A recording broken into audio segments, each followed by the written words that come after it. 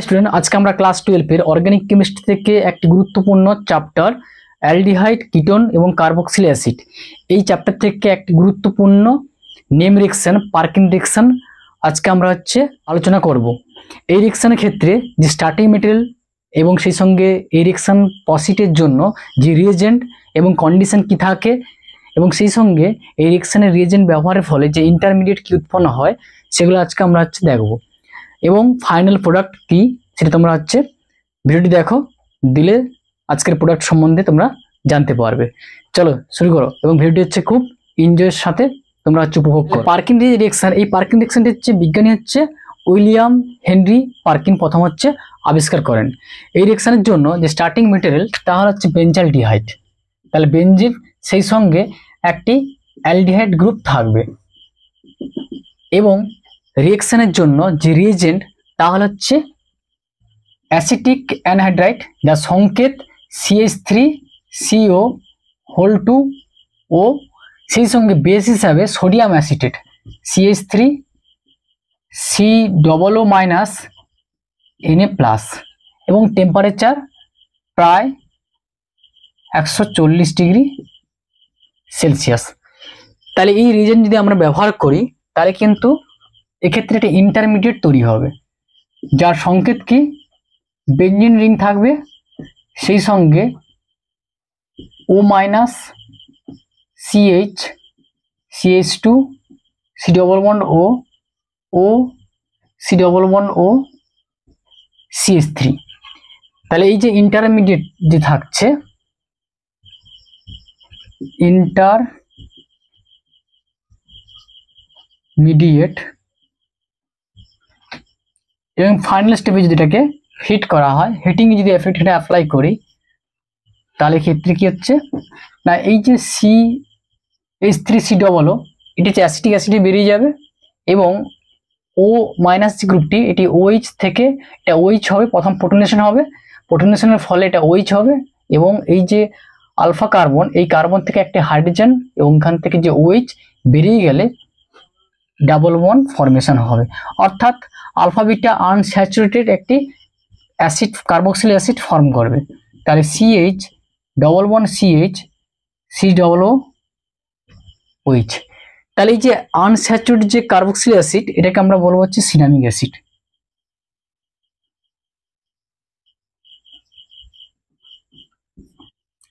Alpha beta আনস্যাচুরেট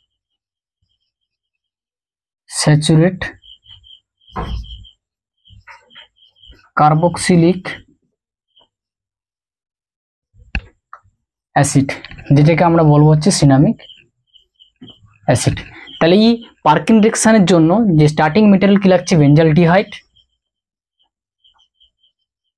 benzaldehyde, সেই সঙ্গে acetic anhydride যেটাকে আমরা CH3COO অর্থাৎ কিটো ও C++O CH3।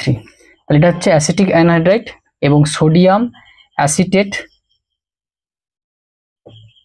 CH3COO- Na+।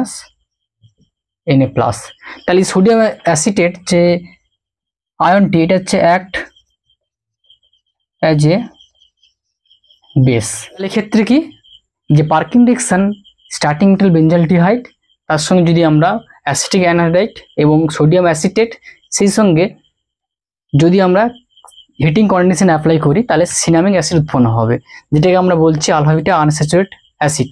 এই যে পার্কিন রিঅ্যাকশন, এই পার্কিন রিঅ্যাকশনটা কিন্তু একটি aldol type reaction. Aldol type condensation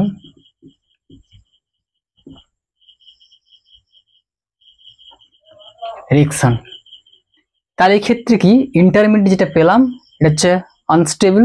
তাহলে এখানে প্রথম প্রোটনেশন হবে, প্রোটনেশনের পরে যদি হিট করি তাহলে এই পার্টটি অ্যাসিটিক অ্যাসিড বেরিয়ে যাবে, সেই সঙ্গে এই যে কিটো এটা COOH থাকবে এবং এখানে যে আলফা কার্বন থেকে আলফা হাইড্রোজেন, সেই সঙ্গে কিটো গ্রুপের যে অর্থাৎ এখন OH গ্রুপ, তাহলে OH এবং H বেরিয়ে যাবে জল হয়ে, দিলে একটি ডাবল বন্ড ফর্ম হবে।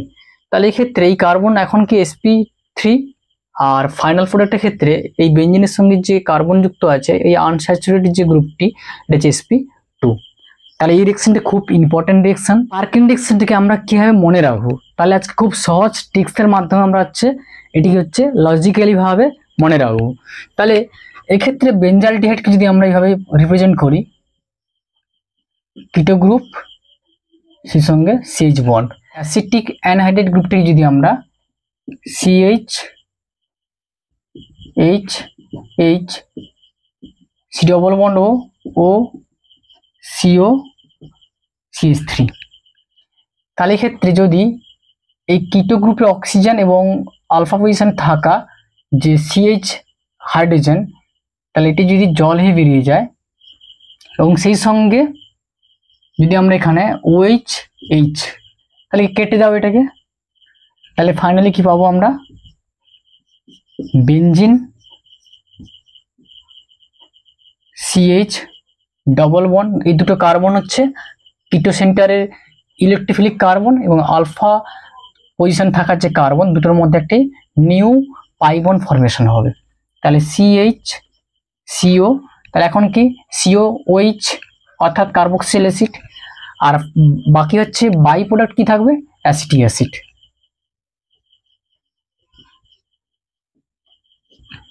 তাহলে খুব ইজিলি ভাবে আমরা আজকে বের করলাম পার্কিন রিঅ্যাকশনের যে ফাইনাল প্রোডাক্ট কি। তাহলে তোমরা কি এর পরের যে ক্লাস এইখানের জন্য যে রিঅ্যাকশন মেকানিজম তাহলে আমরা আলোচনা করব। তাহলে তোমরা আজকের এই যে ক্লাসটি খুব মন দিয়ে করবে। আজকে আমরা খুব ইম্পর্টেন্ট রিঅ্যাকশন আলোচনা করলাম। চলো, হ্যাপি লার্নিং।